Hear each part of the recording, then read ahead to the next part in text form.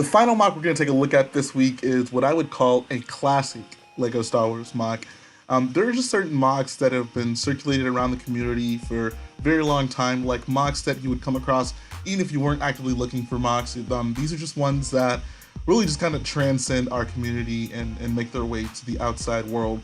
And I really feel like this is one of them because this is one that I feel like I've seen so many times outside of me just, being a LEGO Star Wars fan and actively looking for mocks. And it's a Domino Squad trying to training facility build by AC Pen.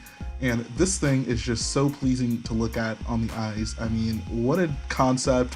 And it's an older mock. I think he probably built this around like 2010, but I think it definitely holds up over time because this thing is just incredible. It's honestly hard to believe that it was built almost 10 years ago. So there's first this like kind of wide establishing picture that really just shows the entire mock, and you have the various squads up on the balcony kind of overlooking what's going on the training field, which is pretty cool.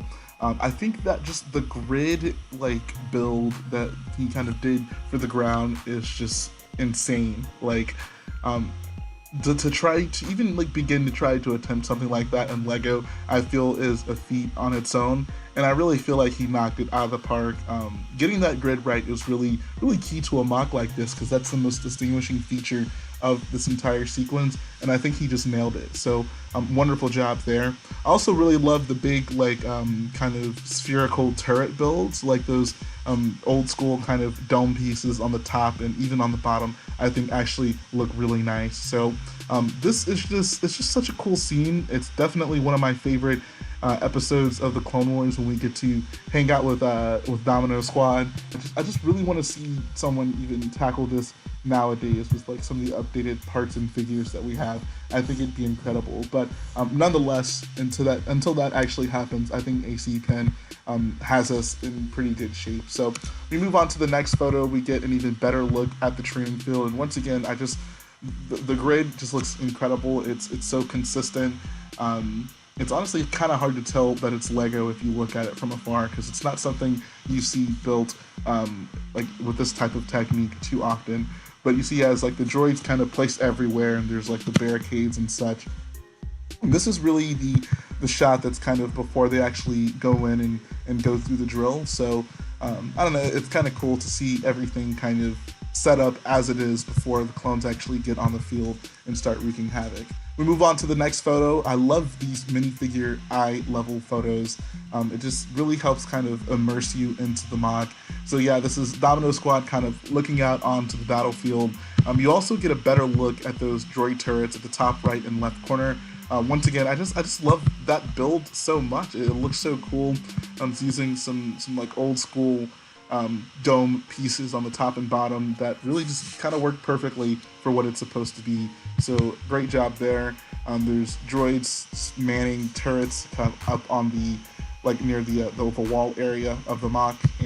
And the nice thing really about this mock and like the set of pictures that I linked you to in this Flickr is that they really tell kind of the story of this part of the episode. Like he kind of has them progressing through the stages of the training field as I did in the episode. So if you really want to just get a nice kind of pictorial storytelling of that sequence in the episode, definitely go check out the link I included in the description. It's actually quite awesome to see progress.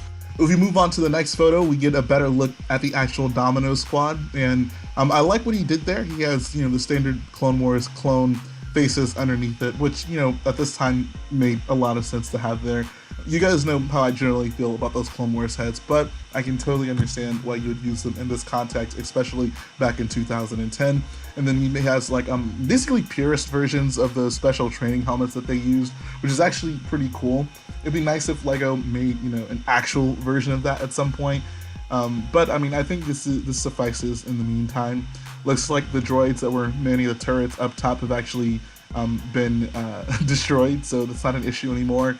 And I like this. This is one of the cooler scenes of that sequence when they're kind of game planning how the heck they're going to make it up that wall. So once again, this is just really a small part of how he tells the story of this part of the episode in his pictures. So this is one where I really do urge you guys to go check out the actual build on Flickr because there's some pretty good stuff in there. If we move on to the final photo, we get a look at them once they've actually made it to the top. And this is a very feel-good moment in the actual episode, and it's just really awesome to see here. I love how he used those trans green plates with the light behind them to represent, you know, the glowing features of the wall. So those look pretty nice as well. Also, those little turrets on the wall look pretty cool. He, I guess, used like a gear piece to kind of represent that with maybe like a 1x1 cylinder on top of it. You know, for a build that was built so long ago, back in 2010, almost 10 years ago, you can look at it and you can say, you know, there's so many newer parts that you could kind of use to maybe make this even more detailed. But for the time that this thing was built, I just gotta give this guy so much credit for this. This thing is freaking awesome. Like, I would love to see this thing in person even today, just because of how cool of a concept it is, and, you know, a large scale Clone Wars mock of something that's relatively obscure, I'd say, to the average Star Wars fan. I give anyone credit for having the dedication to do something like this. So I hope you guys go and check out the pictures of this mock, because like I said, it's a cool kind of storytelling of what we saw in the actual episode. And I hope someone attempts something like this sometime in the near future with the new parts we have. I think that would just be really cool to see. That's